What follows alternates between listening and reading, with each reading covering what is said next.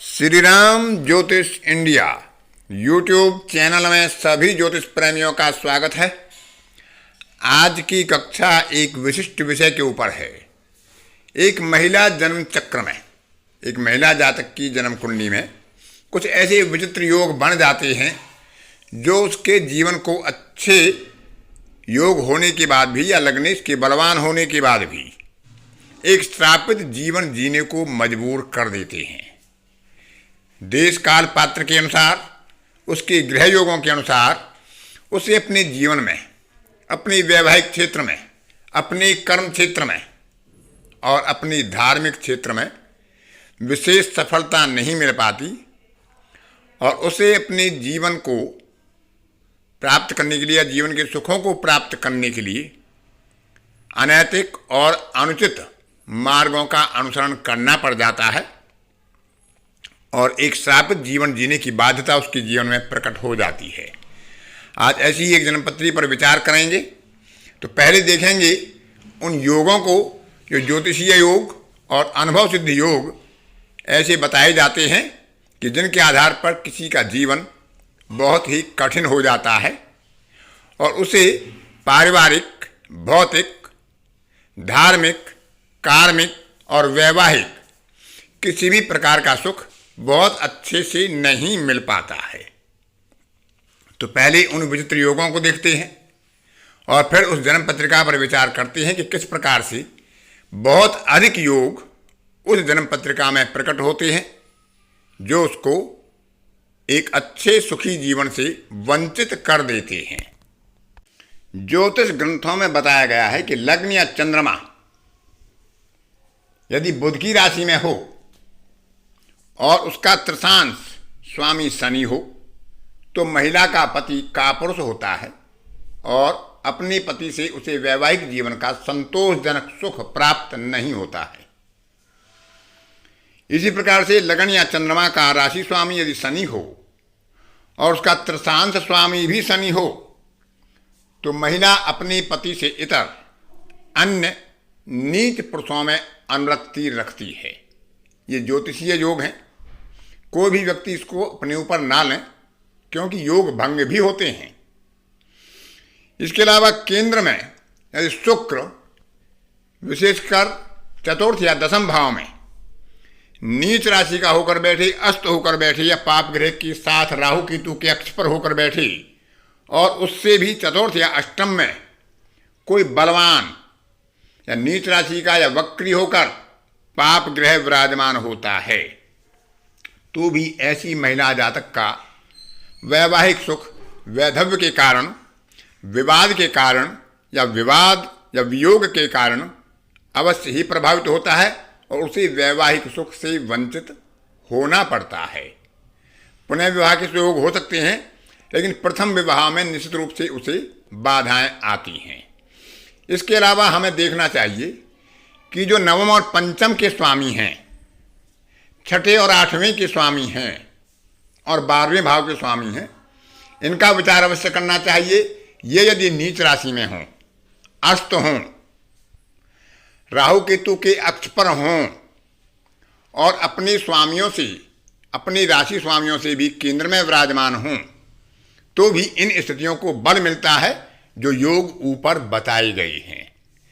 यदि नवम पंचम के स्वामी उच्च राशि में हों, केंद्र त्रिकोण में हों, शुभ ग्रहों की दृष्टि में हों, शुभ कर्त्री हों, इसी प्रकार छठे और आठवें के स्वामी भी शुभ स्थिति में हों, नीच ना हों, अस्त ना हों और अपनी राशि स्वामियों से केंद्र योग बनाकर अशुभ भावों में ना बैठे हों, अशुभ स्थिति में ना हों तो इन योगों के फल कमोबेश कम हो जाती हैं और उनका अशुभ प्रभाव अधिक नहीं मिल पाता है।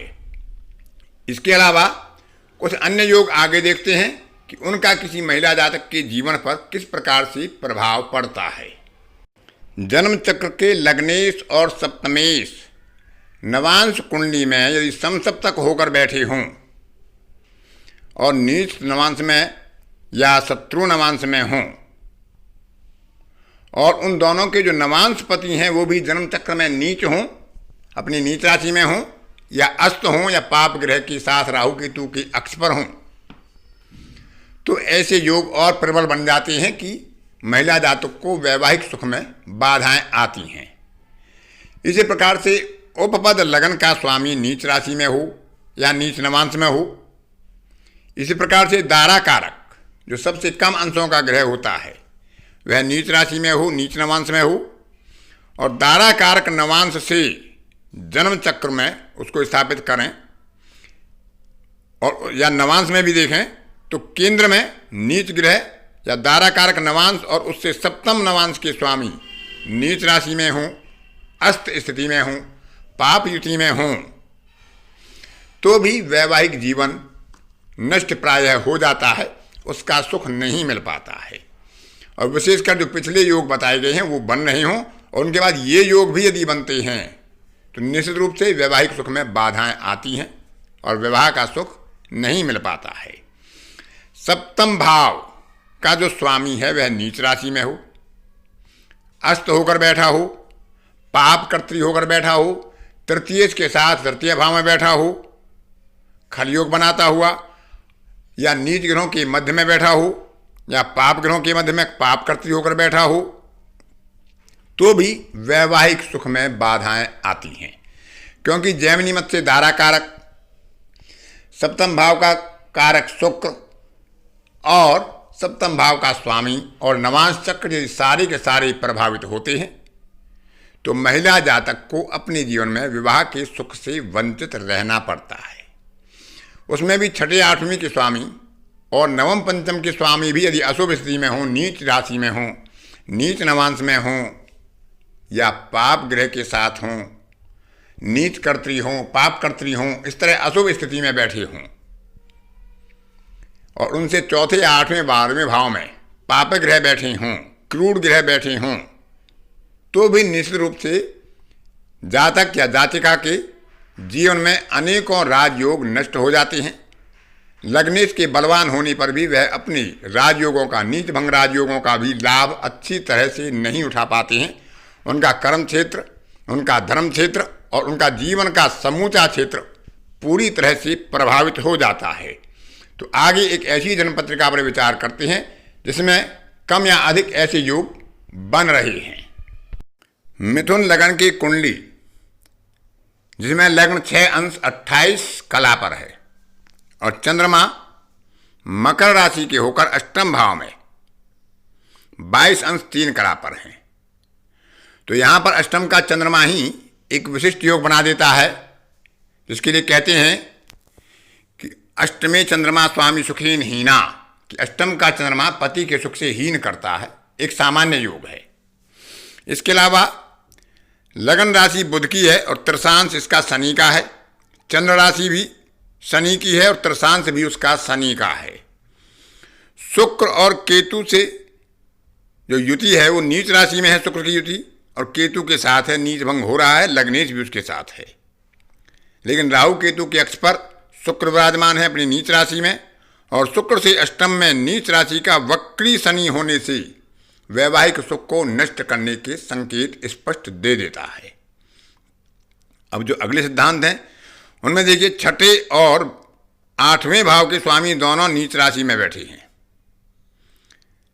नवम और पंचम दोनों भावों के स्वामी नीच राशि में बैठे हैं और उनके राशि स्वामी उनसे केंद्र में विराजमान हैं। अष्टम का स्वामी शनि है, नवम का स्वामी शनि है, उसकी राशि का स्वामी भी नीच राशि में बैठा है। अष्टमेश और नवमेश शनि है, वह स्वयं नीच राशि में है और जिसकी राशि में वह विराजमान है मंगल की राशि में, मंगल भी स्वयं नीच राशि में बैठकर शनि से केंद्रीय योग बना रहा है। इसी प्रकार पंचमेश शुक्र केतु के साथ है, उच्च के बुध के साथ नीच भंग हो रहा है और अपनी राशि स्वामी के साथ केंद्रीय योग बना रहा है। और षष्ठेश मंगल भी नीच राशि में होकर अपनी राशि स्वामी से समसप्तक केंद्रीय योग बना रहा है। इसके अलावा देखें उपपद स्वामी शनि स्वयं नीच राशि में है, दारा कारक भी शनि है, वह भी नीच राशि में है और दारा कारक नवांश भी नीच राशि में है। और दारा कारक का जो नवांशपति मंगल है वह भी नीच राशि में होकर दारा कारक नवांश में केंद्र में बैठता है और दाराकारक नवांश का स्वामी और उसका सप्तम भाव का स्वामी मंगल और शुक्र दोनों ही अपनी नीच राशियों में विराजमान हैं। सप्तमेश गुरु अस्त है, पाप कर्त्री है और नीच कर्त्री होकर निर्बल हो रहा है। लग्नेश बुध का नवांश स्वामी मंगल है, सप्तमेश गुरु का नवांश स्वामी शुक्र है, दोनों ही अपनी अपनी नीच राशियों में विराजमान हैं। तो इस तरह से अधिकतम योग इस जन्म पत्रिका में वैवाहिक सुख के लिए बाधक बन रहे हैं। इस महिला को वैवाहिक सुख प्राप्त नहीं हुआ।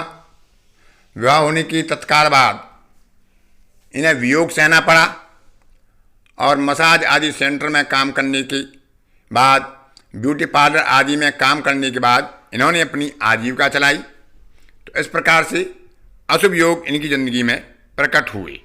तो इस प्रकार से हम किसी जातक के ग्रहों के योग का विचार कर सकते हैं, लेकिन अकेला योग कभी फलित नहीं होता है, यह भी विचार रखें। योग भंग भी होते हैं। अतः आज की कक्षा में इतना ही। अन्य किसी कक्षा में फिर किसी नए विषय के साथ आपसे मुलाकात होगी। तब तक के लिए अपनी वाणी को विराम देता हूँ। धन्यवाद।